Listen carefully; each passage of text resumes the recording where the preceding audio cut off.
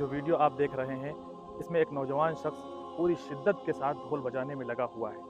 ये वीडियो मुहर्रम के महीने की वीडियो है और ये हज़रत हुसैन के नाम पर ऐसा अमल किया जा रहा है। इतनी ही शिद्दत के साथ अगर ये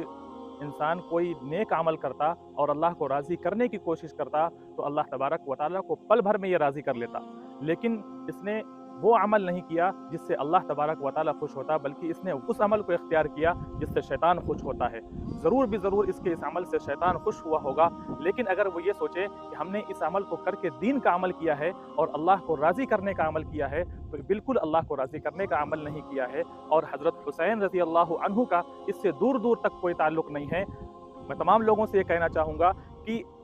हज़रत हुसैन के नाम पर और मुहर्रमुल हराम के महीने में इस तरह की खुराफात से, इस तरह के बुरे आमाल से अपने आप को बचाएं और दीन के सही तरीके को इख्तियार करें ताकि अल्लाह तबारक व तआला की खुशनुदी हासिल हो सके।